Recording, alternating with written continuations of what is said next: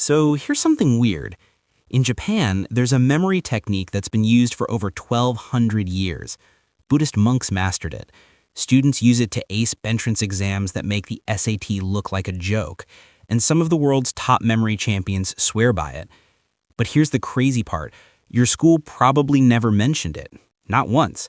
I stumbled onto this method 2 years ago when I was drowning in information, forgetting everything I studied, and honestly questioning if my brain was just broken. Turns out, my brain was fine. I was just never taught how to actually remember things. Today, I'm going to show you this technique. It sounds almost too simple, but I promise you, by the end of this video, you'll never look at learning the same way again. Let's get into it.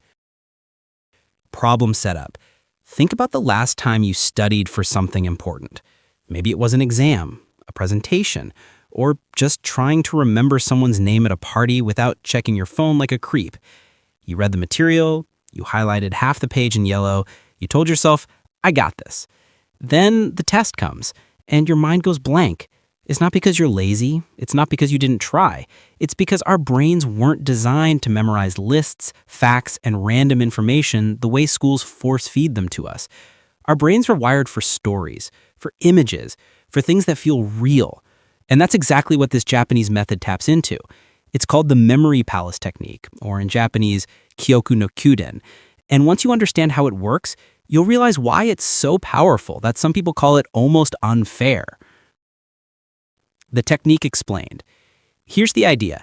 Instead of trying to cram raw information into your head, you turn that information into vivid, weird, memorable images.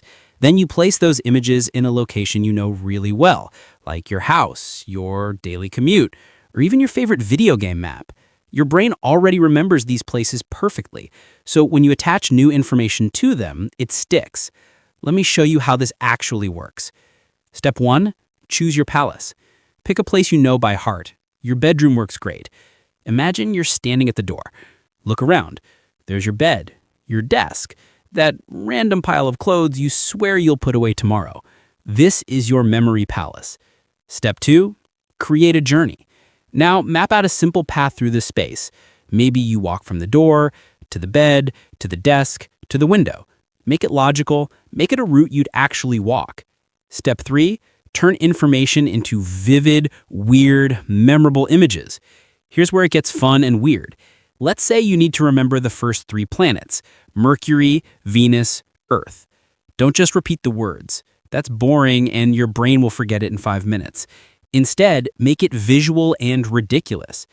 At your door, imagine a giant thermometer. Mercury, like the liquid metal. It's dripping silver goo everywhere. On your bed, there's a statue of Venus, the goddess, not the planet, but she's made entirely of green cheese, because why not?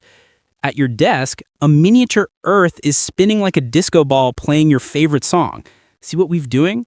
We're making it impossible to forget because it's weird, it's vivid, and it's connected to a place you already know.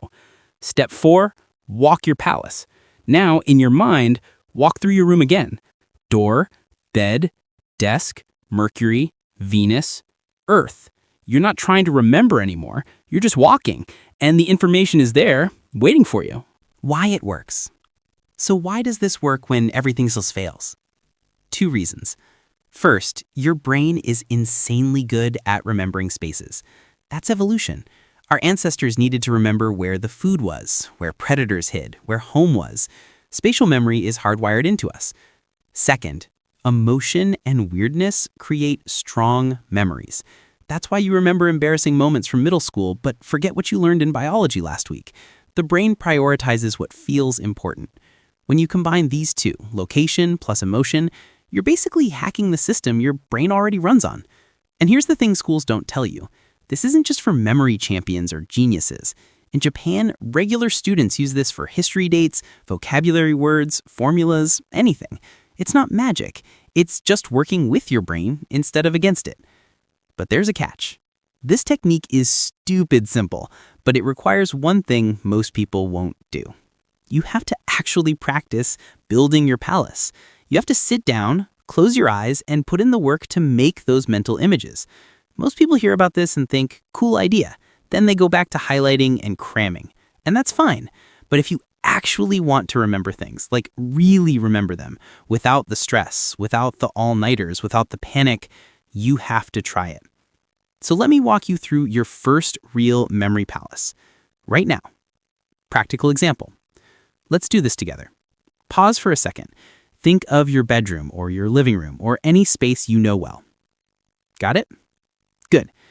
Now, I'm going to give you 5 random words, and we're going to place them in your space. Here they are. Elephant, piano, lightning, pizza, rocket.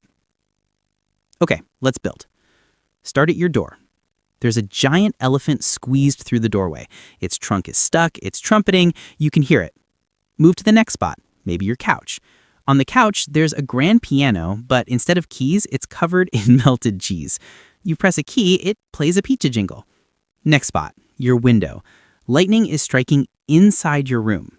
It hits the floor, the carpet's on fire, but weirdly, it smells like pepperoni. Next spot, your closet. You open it, and there's a rocket. Not a model, a full-sized rocket. It's pointed at your shoes. The countdown has started. Last spot, your bed. On your pillow, there's a tiny elephant astronaut. He's wearing a helmet made of pizza crust.